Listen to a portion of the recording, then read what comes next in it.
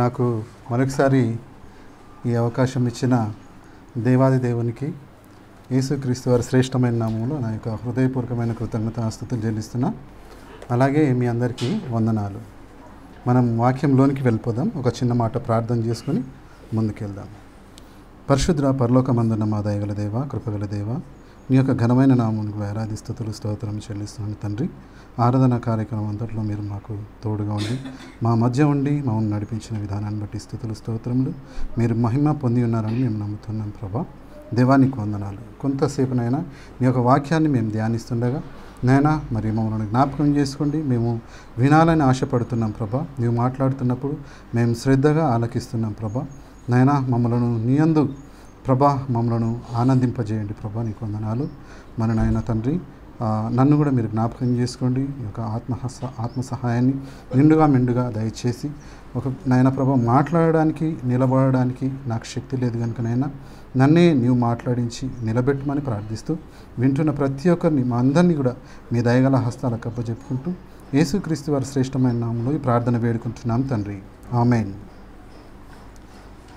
Okay, మత్తయి సువార్త 9వ అధ్యాయం. చాలాసార్లు మనం ఈ వాక్యం విన్నాము.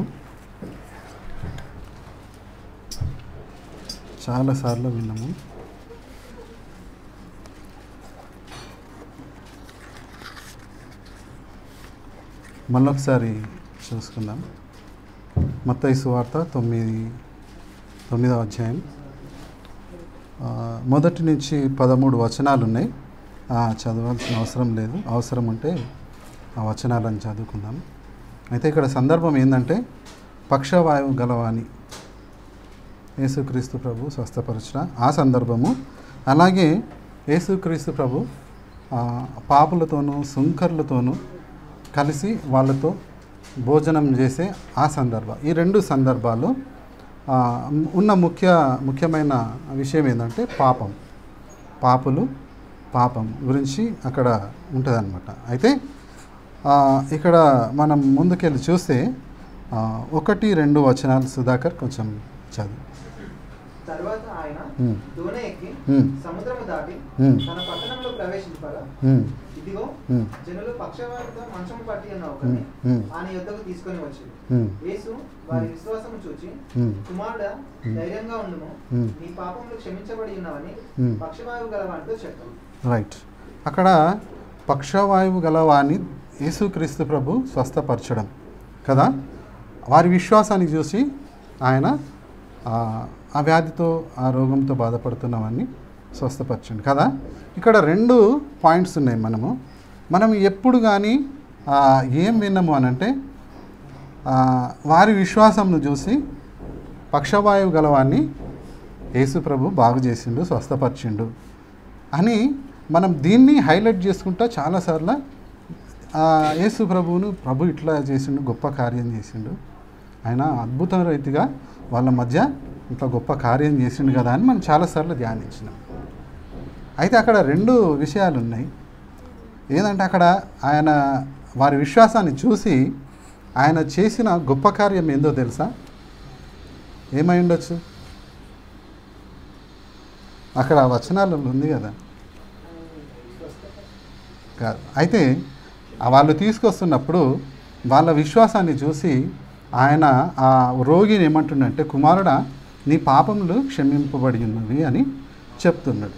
ఇది స్వస్థత కంటే కూడా గొప్ప విషయం ఏంటంటే పాపములు క్షమింపబడుట కదా. మనము ఈ స్వస్థత అనేది ఎట్లుంటుందంటే, ఈ స్వస్థత గురించి కొంచెం చెప్పాలంటే, ఈ స్వస్థత మనకు పొందుకుంటే స్వస్థత ఒకవేళ మనం స్వస్థత పొందుకున్నాం అనుకో, స్వస్థత అనేది నీకు ఒకవేళ దేవుడు నిన్ను స్వస్థపరిచిండే అనుకో, స్వస్థత అని నువ్వు అనుకుంటే 15 సంవత్సరాలు బ్రతుకుతావేమో, లేకపోతే 20 సంవత్సరాలు బ్రతుకుతావేమో కదా. ఒకవేళ ఆ స్వస్థత కాదు, ఇది దేవుడు నాకు ఇచ్చిన అవకాశమే అని అనుకుంటే దేవుణ్ణి సంతోషపెట్టే విధంగా మనం బ్రతుకుతాం కదా. ఈ విషయాలను మనం జ్ఞాపకం చేస్తాం. అక్కడ స్వస్థత కాదు ఇంపార్టెంట్, కానీ అక్కడ పాప క్షమాపణ. దేవుడు డైరెక్ట్ ఏం మంచి లేదు ఆయనకు, ఆయన పాపంతో ఉన్నాడు, ఒక రోగి అయినాడు. ఆయనను ఏ కండిషన్స్ లేకుండా, కుమారుడా నీ పాపములు క్షమింపబడి ఉన్నవి అని అక్కడ చెప్తాడు, క్షమించేస్తాడు అక్కడ. అయితే మనము ఎంతసేపు స్వస్థత, దేవుడు నన్ను బాగు చేస్తే బాగుండు అని ఏదన్నా వ్యాధి రోగములు వస్తే మన థింకింగ్, మన ఆలోచన విధానం ఇట్లనే ఉంటుంది. కానీ దేవుడు నా పాపములు క్షమించిండు కదా అని సంతోషపడ్డ సందర్భం ఎప్పుడన్నా మన జీవితంలో ఉందా? లేదు కదా. దేవుడు ఏమంటుండంటే హిజ్కియా రాజుతో అదే అంటున్నాడు. హిజ్కియా మరణకరమైన రోగం చేత బాధపడుతున్నప్పుడు ఆయన ప్రవక్తను పంపించి, నువ్వు మరణమవుతున్నావు హిజ్కియా, నీ ఇంటిని చక్కబెట్టుకో అని చెప్పేసి అక్కడికి వార్త పంపిస్తాడు. ప్రవక్త వచ్చి హిజ్కియాతోని అంటాడు, అయ్యా నువ్వు నీ మరణకాలం సమీపం ఉన్నది కనుక దేవుడు నన్ను పంపించిండు, నీ ఇంటిని చక్కబెట్టుకో అని చెప్పేసి నా ద్వారా నీకు చెప్పమన్నాడు. నేను అదే విషయాన్ని నీకు చెప్తున్నాను అంటే, హిజ్కియా ఏం చేసిండంటే ఆయన గోడ తట్టు తల దింపుకొని కన్నీళ్లతోని ప్రార్థన చేసిండట కదా. ఆ కన్నీళ్లతో ప్రార్థన చేస్తున్నప్పుడు దేవుడు మళ్ళీ ఆలకించి ఆయనకు స్వస్థతను అనుగ్రహించిండు కదా. నేను స్వస్థతను అనుగ్రహిస్తున్నా, నువ్వు మళ్ళీ పోయి చెప్పు హిజ్కియాకు, ఆయన ప్రార్థన నేను అంగీకరించిన, నువ్వు 15 సంవత్సరాలు నేను ఆయుష్ నేను ఆయనకి ఇస్తున్నా అని చెప్పేసి ఆ ప్రవక్తను అక్కడ పంపిస్తే మళ్ళీ పోయి ప్రవక్త ఆ విషయం చెప్తారు. అయితే మొత్తానికి అక్కడ దేవుడు అక్కడ ఆ ప్రార్థన ఆలకించి హిజ్కియాను బాగు చేస్తాడు. నీకు 15 సంవత్సరాల ఆయుష్ నేను ఇస్తున్నా అని అంటాడు. కానీ హిజ్కియా పాపం, అయ్యో దేవుడు నాకు ఇచ్చిన ఈ అవకాశం కదా, దేవుడు నేను మరణమవుతున్నప్పుడు నాకు ఒక విషయం చెప్పిండు, నా రోగంతో నేను ఉన్నప్పుడు నాకు ఒక విషయం చెప్పిండు. ఏంది ఆ విషయం అంటే, నువ్వు మరణమవుతున్నావు కనుక నీ ఇంటిని చక్కబెట్టుకో అని చెప్పిండు కదా. నేను ఆ ఇంటిని చక్కబెట్టుకుంటా, ఇది నాకు స్వస్థత కాదు కానీ స్వస్థత రూపంలో దేవుడు నాకు ఇచ్చిన ఒక గొప్ప అవకాశం అని అనుకుంటే ఎంత బాగుండేదో. కానీ హిజ్కియా గర్వించిండంట, దేవుణ్ణి బాధపెట్టిన సంగతి మనం చూస్తాం. కాబట్టి ఈ స్వస్థత మనకు ఇంపార్టెంటే. అక్కడ రెండింటి గురించి యేసుక్రీస్తు ప్రభు మాట్లాడుతుంటాడు. నువ్వు లేచి నడుమని చెప్పుట సులభమా, నీ పాపములు క్షమింపబడి ఉన్నవని చెప్పుట సులభమా అని ఆ రెండింటిని గురించి అడుగుతుంటాడు. సో స్వస్థత మనకు అవసరమే, కానీ దానికి మించి పాపక్షమాపణ అవసరము అని చెప్పేసి మనం ఇక్కడ గ్రహించాలి. అది చాలా ఇంపార్టెంట్. ఒకవేళ నువ్వు స్వస్థత పొందుకొని నువ్వు చస్తే, మరణిస్తే నీకేం లాభం? పాప క్షమాపణ లేకుండా కదా. అవునా, నిజమేనా? అవును, మనం స్వస్థత ప్రభువా నన్ను బాగు చేసినాక నీ పాపంతోనే నువ్వు చేస్తే ఏం లాభం అది కదా. అది చాలా దౌర్భాగ్యం. అది నువ్వు రోగంతో చనిపోయినా కూడా ప్రభువా నా పాపములు క్షమించు అని అంటే పాప క్షమాపణ దేవుని దగ్గర నుంచి పొందుకుంటే, ఒకవేళ నువ్వు రోగంతో మరణించినా కూడా నీకు నిత్యజీవం ఉంది కదా. ఆ సంగతి మనం ఎందుకు మర్చిపోతున్నాం? ఈ విషయాలను మళ్ళొకసారి దేవుడు మనకు జ్ఞాపకం చేస్తున్నాడు. ఆయన మనతో మాట్లాడుతున్నప్పుడు చాలా ఆసక్తితో వినాలి. మనము ఎక్కడనో చెవులు పెట్టి ఎక్కడనో మనసు పెట్టి మనం వాక్యం వింటే మనకు ఆ వాక్యం అర్థం కాదు. చాలా ఇంపార్టెంట్ విషయాలు ఇక్కడ మాట్లాడుతున్నాడు దేవుడు మనతో మాట్లాడుతున్నప్పుడు మనము ఆయన వాక్యాన్ని శ్రద్ధగా విందాం. మళ్ళొకసారి చదువు సుధాకర్, 2వ వచనం నుంచి చదువు. ఇదిగో జనులు పక్షవాతంతో మంచం పట్టి ఉన్న ఒకరిని ఆయన యుద్ధకు తీసుకొని వచ్చింది. యేసు వారి విశ్వాసము చూసి, కుమారుడా ధైర్యంగా ఉండుము, నీ పాపములు క్షమించబడి ఉన్నవని పక్షవాయువు గలవానితో చెప్పారు. ఇదిగో శాస్త్రుల్లో కొందరు ఇతడు దేవదూషణ చేయుచున్నాడని తమలో తాము అనుకొనగా, యేసు వారి తలంపులు గ్రహించి, మీరెందుకు మీ హృదయంలో దురాలోచనలు చేయుచున్నారు? నీ పాపములు క్షమించబడి ఉన్నవని చెప్పుట సులభమా, లేచి నడుమని చెప్పుట సులభమా? అయినను పాపములు క్షమించుటకు భూమి మీద మనుష్య కుమారుడికి అధికారం కలదని మీరు తెలుసుకొనవాలని చెప్పి ఆయన పక్షం గల వారిని చూచి, నీవు లేచి నీ మంచం ఎత్తుకొని నీ ఇంటికి పొమ్మని చెప్పగా వాడు లేచి తన ఇంటికి వెళ్ళాడు. జనులు అది చూసి భయపడి మనుషులకి అధికారం ఇచ్చిన దేవుని మహిమపరిచింది. చాలు. అక్కడ సందర్భం ఏంటంటే, అక్కడ ఆయనను చూసి, కుమారుడా ధైర్యంగా ఉండు, నీ పాపములు క్షమింపబడి ఉన్నవని తనతో చెప్పిన తర్వాత అక్కడ శాస్త్రులు తమ హృదయంలో ఆలోచిస్తుంటారంట. అయితే వాళ్ళు యేసు ప్రభువుని ఎప్పుడు గమనిస్తూనే ఉన్నారు. వాళ్ళ ఫోకస్ అంతా యేసు ప్రభు మీదనే ఉంది. అక్కడ విననీకి వచ్చిన వాళ్ళకంటే ఎక్కువ ఈ శాస్త్రులే ఆయనను ఫోకస్ చేసిండు కదా. చాలాసార్లు ఆయనను ఏ పాయింట్ దొరుకుతుందా ఆయనను విమర్శిస్తాం, లేకపోతే ఆయనను వెళ్ళగొట్టేద్దాం, ఆయనను అడ్డుకుందాం అని చెప్పేసి చాలాసార్లు వాళ్ళు ప్రయత్నం చేశారు. అయితే ఇక్కడ యేసు ప్రభు వాళ్ళ హృదయ తలంపులు తెలుసుకున్నాడని మనం వాక్యం చూస్తున్నాం కదా, ఇక్కడ రాయబడి ఉంది కదా. అయితే అక్కడ ఇంకొక దానికంటే ముందే కూడా ఆయన ఆ రోగి యొక్క హృదయాన్ని కూడా పరిశీలించింది. అందుకనే అంటున్నాడు, కుమారుడా ధైర్యంగా ఉండుము అని అంటున్నాడు. అసలు అక్కడ విషయం ఏంది?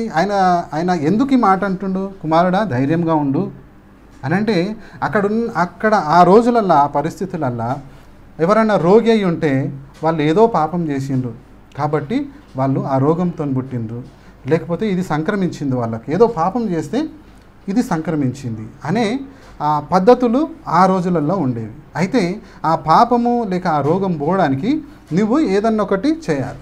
ఎట్లా? నువ్వు బలి అర్పించాలి, లేకపోతే నువ్వు ఇంకేదేదో కార్యక్రమాలు చేయాలి. ఆ యొక్క పద్ధతులు అక్కడ వాళ్ళు సృష్టించి పెట్టేసిండ్రు అనమాట.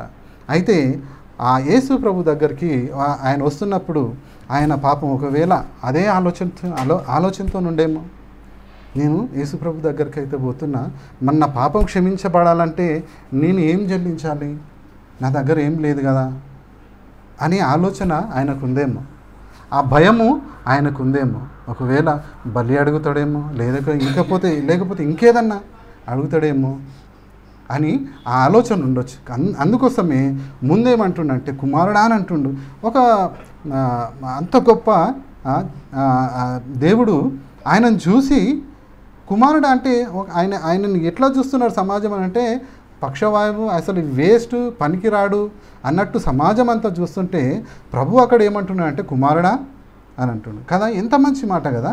కుమారుడు అనగానే ఆయన లోపల ఆ సంతోషం, ఆనందం ఇట్లా ఉబికి వచ్చిండొచ్చు కదా. కుమారుడు అనగానే ఆయనకు ఇంకా విశ్వాసం వచ్చిండొచ్చు, నన్ను కుమారుడా అంటున్నాడు అని చెప్పేసి. తర్వాత నీ పాపములు క్షమింపబడి ఉన్నావు అనగానే ఇంకా సంతోషమై ఉండొచ్చు. అయితే అక్కడ పరిస్థితిని చూస్తే నాకు ఇట్లా అనిపించింది, ప్రభు ఆయన హృదయాన్ని గ్రహించే కాబట్టి ఆయనను బలపరుస్తుండేమో అని నాకు అర్థమైంది నేను ధ్యానిస్తున్నప్పుడు. అయితే అక్కడ వాళ్ళను కూడా ప్రశ్నించి మీరు మీ హృదయాలలో మీరు ఈ విధంగా మీరు ఆలోచించుకుంటున్నారు కదా, ఒక మనిషితో ఆ వ్యక్తితో పాపములు క్షమింపబడి ఉన్నవని మీరు చెప్పగలరా, లేచి నడవమని చెప్పగలరా మీరు అని చెప్పేసి అక్కడ వాళ్ళని ప్రశ్నిస్తుంటాడనమాట. ఇదిగో శాస్త్రులు కొందరు అతడు దేవదూషణ చేయుచును. ఇది ఏంటంటే వాళ్ళకు ఒకటే ఉంటుంది, అది ఏమన్నంటే ఇక దేవదూషణ చేస్తున్నాడు, ఆయన మీద ఏదో ఒక నేరం అవుతుంది, దేవునికి సంబంధించింది కాబట్టి దేవదూషణ చేస్తూ ఉన్నాడు ఈయన. ఒకవేళ ఆ మాట అనకపోతే వాళ్ళకు ఆ మాత్రం కూడా ఛాన్స్ ఉండదు అనమాట. దేవుణ్ణి అడ్డు పెట్టుకొని వీళ్ళు ఆ కార్యక్రమాలు చేసేవాళ్ళు అనమాట. అయితే యేసు ప్రభు వీరికి ఎట్లా ఉన్నాడు, ఒక అడ్డుబండగా ఉన్నాడు కదా. అడ్డుబండగా ఎవరు ఉన్నారు అక్కడ వాళ్ళకంటే యేసుక్రీస్తు ప్రభు. ఆయనను వీళ్ళకి ఎట్లా ఏర్పరిచిండు, అడ్డుబండుగా నిర్ణయించిండు కదా.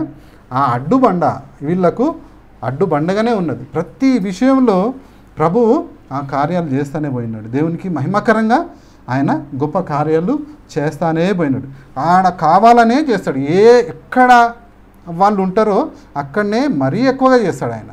ఎందుకంటే అది వాళ్ళ బారిలో చిక్కుకున్న వాళ్ళ ఆ యొక్క అలవాటైపోయిన ఆ ప్రజలు, వాళ్ళ ఒక ఆచారాలకు అలవాటు పడిపోయిన ప్రజలను కూడా విడిపించాలని ప్రభువు వాళ్ళ ముందే చేస్తుండే ఆ కార్యాలు కదా. ఇక్కడ మనం అదే చూస్తుంటాము. ఆయన ఇక్కడ చేస్తూ కూడా, ఈ కార్యం చేస్తూ కూడా వాళ్ళను కూడా దృష్టిలో పెట్టుకున్నాడు. నేను ఈ కార్యం చేస్తే వాళ్ళు తప్పకుండా వచ్చి వాళ్ళు అడుగుతారు, కాబట్టి నేను ఇది సరి అయింది కాదు, నేను దేవుని యొద్ద నుండి వచ్చిన మీ బ్రతుకులను మార్చుకోండి అని చెప్పి ఆయన సువార్త చెప్పొచ్చు అక్కడ. అదే అంటున్నాడు, పాపములు క్షమింపబడి ఉన్నామని చెప్పుట సులభమా, లేచి నడవమని చెప్పుట సులభమా అని అక్కడ వారిని ప్రశ్నిస్తుంటారు. అయితే వాళ్ళు ఏం చేయలేరు కదా, ఏం చేయలేరు అక్కడ. వాళ్ళు అనలేరు, చేయలేరు. వాళ్ళకి తెలిసిన విద్య అంతా ఏంటంటే వారి పాపములను ఆసరా చేసుకొని వారిని దోచుకోవడం తప్ప ఇంకా వేరే విద్య వాళ్ళకి తెలియదు కదా. అదే అంటుంటాడు అక్కడ. చాలా మంచిగా అనిపించింది అది ధ్యానిస్తున్నప్పుడు. అయితే ఎందుకు ఒకవేళ మీరు అనగలరా, ఒక పాపిని మీరు క్షమింపగలరా? ఒకవేళ మీరు క్షమించిన అంటే ఆ పాపిలో ఉన్న ఆ ఫీలింగ్ ఎట్లుంటుంది? ఒక ఎగ్జాంపుల్ చిన్న ఎగ్జాంపుల్ చెప్తాను. నేను సురేష్కు ఒక ₹1,00,000 ఇచ్చిన, ₹1,00,000 ఇచ్చిన. ఆయన నా దగ్గరకు వస్తలేడు, రాకుండా అటు పోతున్నాడు అనుకుందాం, తప్పించుకొని తిరుగుతున్నాడు అనుకుందాం. జాన్సన్ పోయి సురేష్ ఏంది ఇట్లా అంటే అన్న ఇట్లా అని చెప్పేసి మాట్లాడుకుంటా నేను ఇట్లా ₹1,00,000 అప్పు ఉన్నానంటే నేను క్షమించేసిన పో అని అంటే సురేష్కి ఎట్లుంటుంది? జాన్సన్ పోయి నేను క్షమించేసిన పో అని అంటే సురేష్కి ఎట్లుంటుంది? అరే అట్లనా సురేష్, ఏం కాదు నేను క్షమించేస్తున్నాను పో, నువ్వు అయిపోయింది పో అని అంటే సురేష్కి ఎట్లుంటుంది?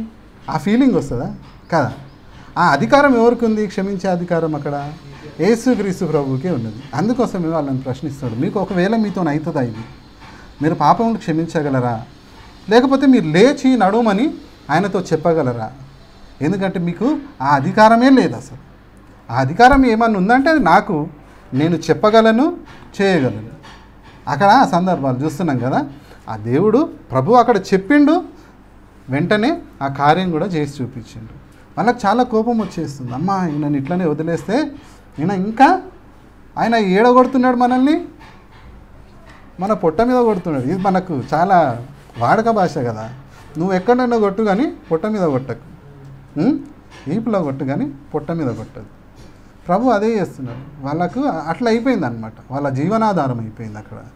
అయితే అక్కడ చాలా మంచి విషయాలు మనం జ్ఞాపకం, దేవుని కనికరము, మనుషుని కఠినత్వము అక్కడ మనం చూస్తున్నాం ఒకసారి. అయితే కింద లాస్ట్ 4 వచనాలలో కూడా ఒకసారి అక్కడ ఏమంటున్నాడో ఒకసారి చూద్దాం. 10వ వచనం నుంచి చదువు సుధాకర్. వేరే టాపిక్ అయితే 8 వరకు అయిపోయింది, 9 నుంచి కూడా చదువు అది పూర్తిగా.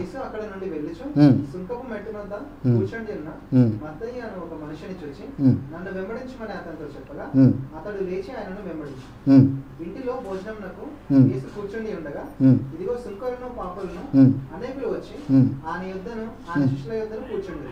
పరిసయ్యులు అది చూచి మీ బోధకుడు సుంకరులతోనూ పాపులతోనూ కలిసి ఎందుకు భోజనం చేయుచున్నాడని ఆయన శిష్యులను అడిగి, ఆయన ఆ మాట విని రోగులకే గాని ఆరోగ్యం గల వారికి వైద్యుడు అక్కరలేదు కదా, అయితే నేను పాపులను పిలువవస్తేనే గాని నీతిమంతులను పిలువరాలేదు, కనుక కనికరాన్ని కోరుచున్నాను గాని బలిని కోరను అను వాక్య భావం ఏమిటో మీరు వెళ్ళి నేర్చుకోండి అని చెప్పింది కదా. అయితే అక్కడ పాపం, ఇక్కడ కూడా సందర్భం అదే, ఆ కింద కూడా సందర్భం అదే, పాపమును గూర్చిన సందర్భాలు కదా. నేను పాపులతోని కూర్చుంటే వీళ్ళకేంది ఇబ్బంది? అయితే వాళ్ళు వచ్చి ఆయన అడుగుతుంటారు, ఏందయ్యా మీ బోధకుడు పాపులతో కూర్చుంటున్నాడు ఏంది అని అంటే యేసు ప్రభు అక్కడ చెప్తున్నాడు, నేను పాపులని పిలవనికి వచ్చిన, నేను నీతిమంతులతో నాకు పని లేదు అని చెప్పేసి అక్కడ. అయితే కరుణా సంపన్నుడైన దేవుడు యేసుక్రీస్తు ప్రభువుల వారిని మనకు ఏ విధంగా అనుగ్రహించిందంటే, ఆయన కరుణాధారంగా మనకు ఆయన అనుగ్రహింపబడ్డాడు యేసుక్రీస్తు ప్రభు. ఎందుకంటే ఆయన ఆ దార పడుతున్నప్పుడే మనం పట్టుకోవాలి. అన్న అది నాకు వర్తిస్తుందా? పూర్వం నేను ఇంత దూషకుని, నేను ఇంత పాపం చేసిన, నేను నరహత్యలు చేసిన, నేను ఇంత పాపం చేసిన, అది నాకు కూడా వర్తిస్తుందా అంటే నీకే వర్తిస్తుంది. ఫస్ట్ పౌలు అదే అంటుండ, మరి నేను ప్రధాన పాపినైనా నేను కూడా కనికరింపబడ్డా అని చెప్పేసి అక్కడ పౌలు కూడా అది అంటాడు. అయితే ఆ కరుణాధారంగా వచ్చిన యేసుక్రీస్తు ప్రభువుని మనము ఎంత తొందరగా అంగీకరిస్తే, ఎంత తొందరగా ఆయన దగ్గరికి పోతే అంత మంచిది. ఆయన ఆ దార పడుతున్నప్పుడే మనము ఆ దారాను పట్టుకోవాలి. కానీ తీర్పు దినం వచ్చిన తర్వాత నాకు ఆయన తెలియదు, ఆ దార గురించి నాకు తెలియదు, ఎవరు చెప్పలేదంటే గెట్ అవుట్ అంటాడు దేవుడు కదా, నువ్వు వెళ్ళిపోయి ఇక్కడి నుంచి అని అంటాడు. కాబట్టి మనం ఈ విషయాలను జ్ఞాపకం చేసుకుందాం. యేసుక్రీస్తు ప్రభు వచ్చినప్పుడు మనల్ని ఏ విధంగా ఆయన ఆ పాప బంధకాల నుండి విడిపించడానికి వచ్చినాడో, ఆయన మాటల ఉద్దేశంను మనం ఒకసారి గ్రహించి చూస్తే మనకు చాలా అర్థమవుతుంది. కాబట్టి ముందు వచనాన్ని జ్ఞాపకం చేసుకుంది. ఎందుకంటే ఆ చివర్లో ఏమంటుండంటే మీరు ఆయనతో మీరు పాపులతో కూడా మీరు లేక మీ బోధకుడు ఎందుకు అట్లా కలిసి భోజనం చేస్తున్నారు అని చెప్పేసి వాళ్ళు అంటుంటే ఆయన అక్కడ అంటుండే నేను పాపులను పిలవచ్చి తిని కానీ నీతిమంతులను పిలవరాలేదు అంటే అలాగే కిందేమంటుండంటే కనికరమనే మేము నేర్చుకోండి. ఆ వాక్య భావం ఏమిటో మీరు నేర్చుకోండి. అదే 12వ అధ్యాయం 7వ వచనం చదువు సుధాకర్. అందులో ఒక మాట ఉంటుంది, అదే వచనం ఉంటుంది, అందులో ఇంకొక మాట ఉంటుంది. వాళ్ళు ఏం చేస్తుండ్రో అక్కడ చెప్తాడు ఆయన.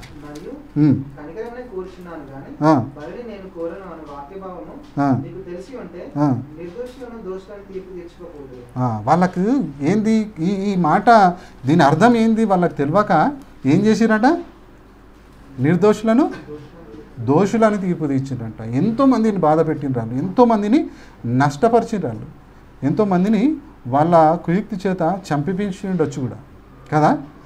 అందుకనే వాళ్ళను గద్దిస్తుంటాడు అక్కడ. మీరు ఈ యొక్క వాక్య భావాన్ని మీరు తెలుసుకోండి, దాని యొక్క అర్థం ఏందో మీరు తెలుసుకొని వచ్చి మాట్లాడండి మీరు నాతో అని చెప్పేసి అక్కడ వారిని గద్దిస్తాడు. సో ప్రభువు మనకు ఇది మనతో మాట్లాడుతున్నాడు. మీరు ఏ పాప బంధకాల చేత పట్టబడి ఉన్నారో దేవుడు మనకు ఒక అవకాశం ఇస్తున్నాడు. మనకు స్వస్థత ఇంపార్టెంటే, మనం మాట్లాడుకున్నాం కదా, స్వస్థత ఇంపార్టెంటే. దానికంటే ముఖ్యము ఈ దినాలలో మనం చూస్తున్నాం కదా, ఆ చిన్నపిల్లలు లేరు, ఎవరు లేరు. మనం హఠాత్తుగా మరణిస్తే మన పరిస్థితి ఏంది, ఒకవేళ క్షమాపణ లేకుండా మరణిస్తే మన పరిస్థితి ఏంది ఒకసారి ఆలోచిద్దాం. ప్రభు మనల్ని ఈ దినం హెచ్చరిస్తున్నాడు. నీ పాప క్షమాపణ నీవు పొందుకున్నావా లేదా, మనం పొందుకున్నామా లేదా, మనల్ని మనం ఆత్మవిమర్శ మనము చేసుకుందాం. ఆయన వాక్యాన్ని బట్టి వాక్యానుసారంగానే మనం ఆలోచిద్దాం. కాబట్టి దేవుడు ఇదంతా ఆయన యొక్క వాక్యాన్ని మనము అర్థం చేసుకోవడానికి మనకు చాలా జ్ఞానం అవసరమైనది. ఆయన వాక్యాన్ని శ్రద్ధగా వినడం వలన మనకు చాలా మేలు అని చెప్తున్నాడు. కాబట్టి కొన్ని విషయాలు మనం చూసుకుందాం. ఆయన ఈ కనికరమును బట్టిన ఆ యొక్క మాట యెషయా గ్రంథంలో ఉంది. చూద్దాం ఒకసారి. యెషయా గ్రంథం 6:6 చూడండి ఒకసారి. దేవుడు ఏం కోరుకుంటున్నాడు? హోషేయ సారీ.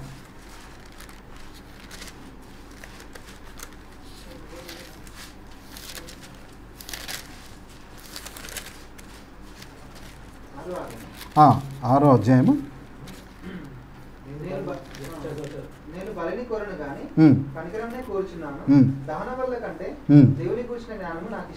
చాలా నేను బలిని కోరను కానీ కనికరంనే కోరుచున్నాను అని దేవుడు అక్కడ చెప్తున్నాడు.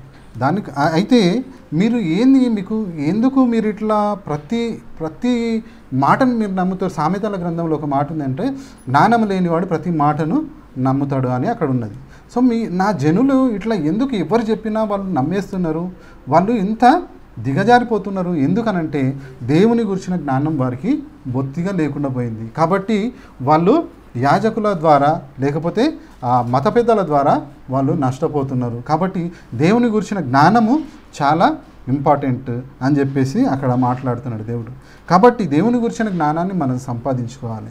దేవునితో మనం సహవాసం చేస్తున్నప్పుడే ఆయనను గూర్చిన జ్ఞానం మనం సంపాదించుకోగలం. కానీ లోకంలో మన ఇష్టాన్ని లోకానుసారంగా మనం జీవిస్తున్నప్పుడు దేవుని గురించిన జ్ఞానాన్ని మనకెక్కడ వస్తుంది? కాదు కదా. దేవునితో సహవాసం చేస్తున్నప్పుడే ఆయన గూర్చిన జ్ఞానాన్ని మనం సంపాదించుకోగలం. అదే ఏమంటుండంటే 4వ అధ్యాయంలో అదే హోషేయ గ్రంథంలో చాలా మంచి మాటలు ఇక్కడ ఉన్నాయి. వాళ్ళు చేస్తున్న ఆ యొక్క అరాచకాలను దేవుడు ఇక్కడ పూర్వము ఆయన ప్రవక్త ద్వారా మనకు రాసిపెట్టి ఉంచిన మంచి మాటలను కూడా చూసుకుందాం. అయితే 4వ అధ్యాయం 1వ వచనంలో మొదటి నుంచి ఒకసారి చదువు సుధాకర్.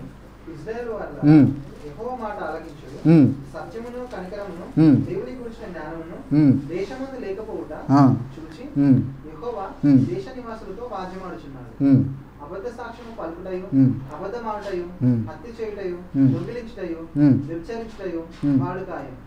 జనులు కన్నం వేసెదరు, మానక నరహత్య చేసెదరు. కాబట్టి దేశము ప్రలాపించుచున్నది, దాని పశువులను ఆకాశ పక్షులను కాపురస్తులందరూ క్షీణించుచున్నారు. సముద్ర మత్స్యులు సరే ఇవన్నీ అయిపోతున్నాయి. 6వ వచనం నుంచి చూడు ఒకసారి.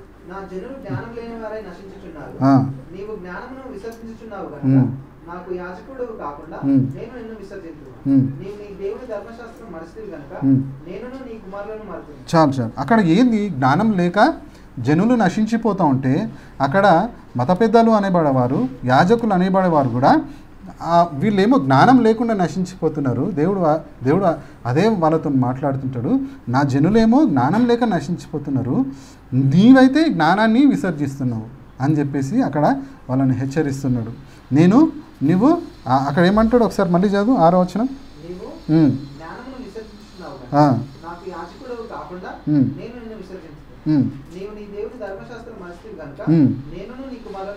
రైట్, నీవు నీ దేవుని ధర్మశాస్త్రమును మరుస్తున్నావు కనుక నేను కూడా నీ కుమారులను మరుస్తా అని చెప్పేసి అక్కడ హెచ్చరిస్తున్నాడు. దేవుని జ్ఞానం లేకపోవట వలన ఎంత నష్టమో పైన వచనాలు మీరు చదువుకోండి. చాలా అక్కడ నష్టాలే. అబద్ధ సాక్ష్యం అంట, దొంగిలించడంట, అబద్ధమాటనంట, నరహత్యలంట, ఇవన్నీ దేశము ప్రలాపిస్తున్నది వీటి చేత. కాబట్టి దీనికి మూలం ఏంటంటే జ్ఞానం లేకపోవడం. ఏ జ్ఞానం అంటే దేవుని గురించిన జ్ఞానం లేకపోవడం వలన మీకు ఇవన్నీ సంభవిస్తున్నాయి. మీ దేశము చాలా నష్టపోతుంది. కాబట్టి యాజకులారా నేను మిమ్మల్ని పాడు చేస్తా అని చెప్పేసి అక్కడ హెచ్చరిస్తున్నాడు. ఎందుకంటే మీరు నా ధర్మశాస్త్రాన్ని మరిచి, నా జనులు పాపం వాళ్ళ జ్ఞానం లేక వాళ్ళు నశించిపోతున్నారు. కానీ మీరు జ్ఞానవంతుల ఎండు కూడా జ్ఞానాన్ని విసర్జిస్తూ నా ధర్మశాస్త్రాన్ని మీరు మర్చిపోయిన కనుక ఇక నేను కూడా మిమ్మల్ని మర్చిపోతా, మీ కుమారులను మర్చిపోతా అని చెప్పేసి దేవుడు అక్కడ హెచ్చరిస్తున్నాడు. కింద ఇంకా ఏమంటుండే దేవుడు ఒకసారి చూద్దాం. చాలా అద్భుతమైన మాట కింద ఒకటి ఉంటుంది, చూద్దాం.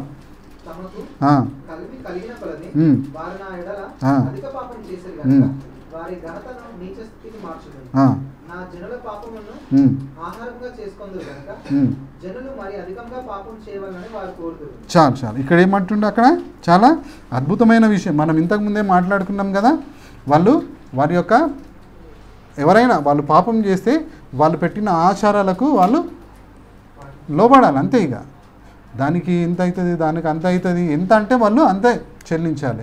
నువ్వు మేకపిల్ల అంటే మేకపిల్ల తీసుకురావాలి, నువ్వు ఏదంటే అది తీసుకురావాలి, వాళ్ళు చెప్పినట్టు మనం చేయాలి. అప్పుడే కానీ మీ పాపములు క్షమింపబడతాయి అనే ఒక ఆలోచన వాళ్ళకు వచ్చింది, వాళ్ళు అమలు చేస్తూ వచ్చిండ్రు. అయితే వీళ్ళకి జ్ఞానం లేదు కాబట్టి అదే నిజమేమో అనుకొని ప్రజలు కూడా వాళ్ళకి అదే అలవాటు అయిపోయింది. పాపం చేస్తే బలి అర్పించాలి, పాపం చేస్తే ఇంకేదో మనం చేయాలి అని, అట్లా మాత్రమే పాపం పోగొట్టుకుంటాము అనే ఆలోచనలో ఉన్నప్పుడు ప్రభువు అక్కడ వాళ్ళతో మాట్లాడుతుంటాడు.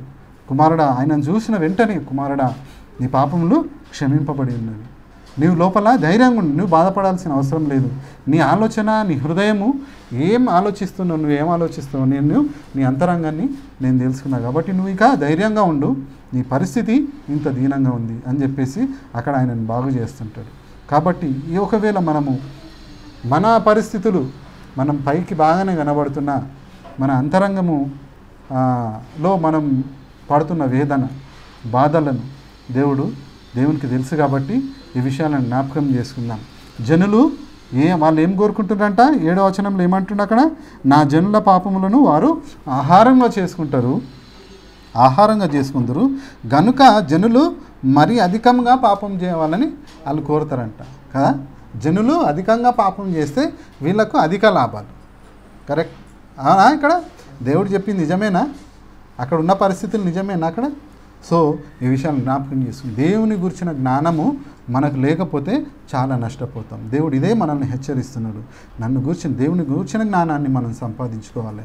ఎట్లా అంటే దినదినం ఆయనతో మనం సహవాసం చేస్తే తప్ప ఆ జ్ఞానం మనం సంపాదించుకోలేము. మరొకసారి మీరు చదువుకోండి ఆ హోషేయ గ్రంథం 4వ అధ్యాయము, మీకు చాలా క్లియర్గా అర్థమవుతుంది. సో మనము ఇంకా ముందుకు వెళ్ళిపోదాం. ఇంకొక వచనంలో ఏమంటున్నానంటే, మీకా దేవుని కనికరం ఎట్లుంటుందంటే, నీవు నీ పాపం పొడగొట్టుకోవడానికి నువ్వేమో చేయాల్సిన అవసరం లేదు. మీకా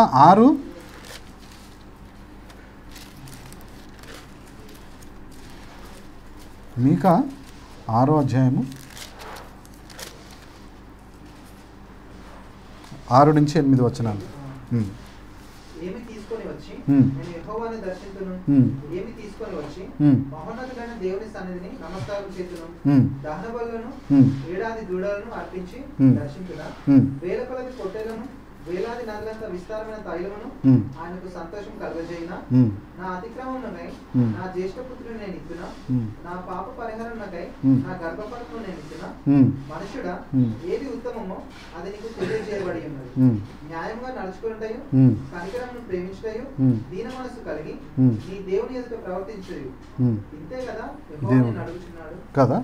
నేను ఏమి ఇవ్వాలి ఆయన అక్కడ పైన ఏమంటున్నంటే, నేను నా జనులతోని నేను వ్యాజ్యం ఆడుతున్నా, పర్వతంలారా ఆకాశమా భూమి నేను నా జనులతోని నేను వాద్యం ఆడగొడుతున్నా, నేను వాళ్ళకి ఏం చేసినా అసలు అని పైన వచనాలలో మాట్లాడుతుంటాడు. నేను మీరందరూ రండి కూడి మనం మాట్లాడుకుందాం, నేను ఏమి వాళ్ళకి నష్టం చేసినా, నేను ఎట్లా వారిని బాధ పెట్టినా, వాళ్ళు ఐగుప్తులో ఉన్నప్పుడు వారిని విడిపించి తీసుకొని వచ్చినా కదా, వారి పట్ల ఏ రాజు వాళ్ళని ఇబ్బంది పెట్టాలని చూసినా కూడా నేను వాళ్ళ బారి నుండి వాళ్ళను రక్షిస్తూ ఇంతవరకు నడిపించిన కదా, వీళ్ళు నన్ను మర్చిపోయారు కదా, వీళ్ళు అనుసరిస్తున్న విధానాలు నాకు ఎంత బాధ కలిగిస్తున్నాయి, నేను మీ పట్ల నేను ఏం చేసినా అని చెప్పేసి అక్కడ మాట్లాడుతుంటాడు. 5వ వచనంలో దేవుడు అంటుంటాడు, నా జనులారా యెహోవా కార్యములను మీరు గ్రహించినట్లు మోయాబు రాజైన బాలాకు యోచించిన దానిని, బెయేరు కుమారుడైన బిలాము అతనికి ప్రత్యుత్తరంగా చెప్పిన మాటలను,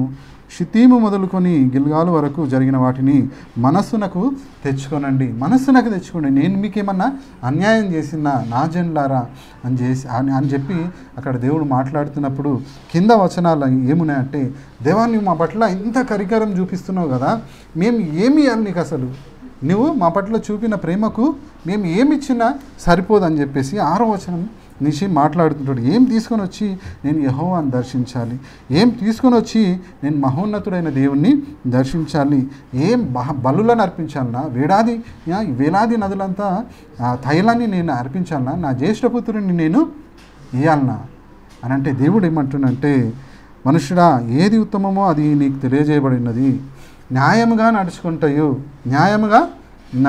నువ్వు ఏం బలులు ఇవ్వాల్సిన అవసరం లేదు, నువ్వు నీ జ్యేష్ఠపుత్రుని ఆయనకు ఏదో సమర్పించినా అని నువ్వు అనుకుంటున్నావు, అది కూడా చేయాల్సిన అవసరం లేదు, నువ్వు ఇంకేదేదో చేయాల్సిన అవసరం లేదు, నువ్వు న్యాయాన్ని అనుసరించి నడుచుకోలేవా, ఇది నీ వల్ల అయ్యేది కాదా, న్యాయాన్ని అనుసరించి నడుచుకో.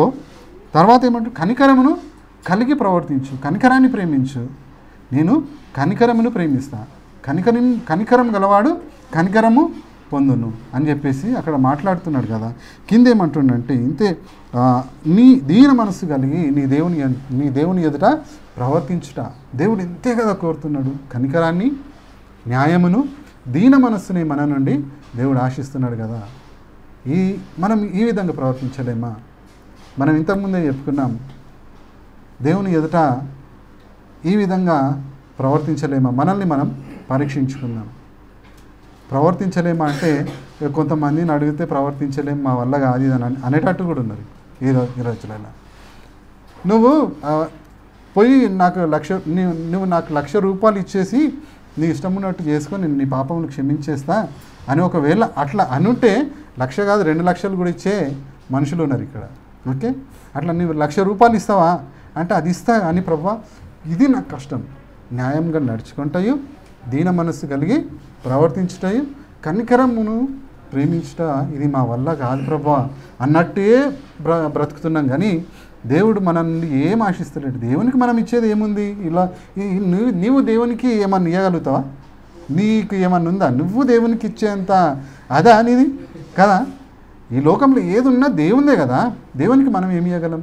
కానీ దేవుడు మన దగ్గర నుంచి ఆశిస్తున్నాడు ఏంటంటే దీన మనస్సు కలిగి, కనికరమును కలిగి, న్యాయమును ప్రేమించి ఆయన దగ్గర మనం నడుచుకుంటే దేవుడు చాలా సంతోషిస్తాడంట. ఈ విషయాలను మనం జ్ఞాపకం చేస్తున్నాం. దేవుడు మనతోని ఈ దినము మనతో మాట్లాడుతున్నాడు. కాబట్టి మన ప్రవర్తనను చక్కబెట్టుకొని మరి ఒక అవకాశాన్ని దేవుడు మనకిస్తున్నాడు. మనకు ఏ సమస్య వచ్చినా మనల్ని విడిపించగల, మనల్ని రక్షించగల సమర్థున్నే మనము కలిగి ఉన్నాం కదా. ఈ విషయాలను, ఈ మాటలను జ్ఞాపకం చేసుకుందాం. వాళ్ళు చాలా భారాలు మీ పైన మోపినరు కాబట్టి మీరు భరించలేనంత భారాలు మీ పైన ఉన్నాయి, అవి నాకు తెలుసు. వాళ్ళు మీ పైన భారం మోపుతారు కానీ వాళ్ళు వారి యొక్క చిట్కన వేలుతో కూడా దాన్ని తీయడానికి వాళ్ళు ఒప్పుకోరు అని మత్తయి సువార్తలో ఉంది కదా. 23:1-4 ఉన్నది, చదవాల్సిన అవసరం లేదు. వాళ్ళు భారాలు మీ మీద మోపుతున్నారు. కానీ నేను అటు కాదు, నేను మీ నుండి ఆశిస్తున్నది ఇది: న్యాయంగా ప్రవర్తించాలి, కనికరాన్ని ప్రేమించాలి, అలాగే దీన మనస్సు కలిగి నా ఎదుట ప్రవర్తించండి. నేను అప్పుడు మీ సమస్య నుంచి విడిపిస్తా, మీకు చాలినవాడిని. నాకంటే వేరే శక్తిమంతుడు, వేరే దేవుడు ఎవరు లేరు. కాబట్టి నా జనులారా, నేను ఒకవేళ మీకేమైనా చేస్తే నన్ను నా దగ్గరికి రండి, మనం మాట్లాడదాం అని అంటున్నాడు దేవుడు. కాబట్టి ఈ దినం మనము అక్కడ మత్తయి సువార్తలో 9వ అధ్యాయంలో మనం చూస్తున్నట్టు, 9వ అధ్యాయము అక్కడ పాపం గురించి అంటుండు. మనము పాపమును గురించిన ఆ చింత నీకుంటే, అయ్యో నేను ఈ పాపం చేసినా కదా, ఈ పాపం నేను ఎట్లా పోవాలి అని ఒకవేళ నీకు చింత ఉంటే ప్రభు దగ్గరికి రా, ఆ పాపం నుండి మనల్ని విడిపిస్తాడు. అంతేగాని నేను ఈ బలినిస్తా, నేను ఇంత కానికిస్తా, అంత కానికిస్తా, నేను దేవుని దగ్గర మెప్పు పొందుతా అంటే అది కాని పని, అది అయ్యే పని కాదు. దేవుడైతే మనకు చాలా సులువుగా న్యాయాన్ని అనుసరించు, కనికరాన్ని ప్రేమించు, దీన మనస్సు కలిగి నా ఎదుట ప్రవర్తించు, నేను నిన్ను అంగీకరిస్తా, నేను దీవిస్తా అని చెప్పి దేవుడు ఈ దినం మనతో మాట్లాడుతున్నాడు. కాబట్టి దేవుడు ఈ విధంగా మనతో మాట్లాడుతున్నప్పుడు మనము ఆయన ఎదుట దీన మనస్కులంగా ఆయనను అంగీకరిస్తూ మన పాపములను ఒప్పుకుందాం. మనకు ఆయన ఒక అవకాశం ఇచ్చిండు. ఈ దినం కూడా మనకు అవకాశమే కదా. స్వస్థత పొందుకుంటే మన ఆయుష్ కొంచెం పొడిగింపబడుతుందేమో, కానీ మనకు క్షమాపణ జరగదు. ఒకవేళ పాపాలే క్షమింపబడితే దాని యొక్క ప్రతిఫలం ఏంటంటే మనకు నిత్య జీవం ఉందని మనము జ్ఞాపకం చేసుకుందాం. కాబట్టి ఈ దేవుడు మనతో మాట్లాడుతున్నప్పుడు ఆయనను గూర్చిన జ్ఞానాన్ని మనం సంపాదించుకుందాం. దినదినము ఆయనతో సహవాసం చేద్దాం, ఆయనను వెంబడిద్దాం, ఆయన చెప్పినట్టే మనం బ్రతుకుదాం, ఆయన యొక్క ఆశను మనం నెరవేరుద్దాం. కాబట్టి మనమందరం కూడా మళ్ళొకసారి మనల్ని మనం పరీక్షించు ముందుకెళ్దాం. దేవుడు తన వాక్యాన్ని దీవించి ఆశీర్వదించునుగాక.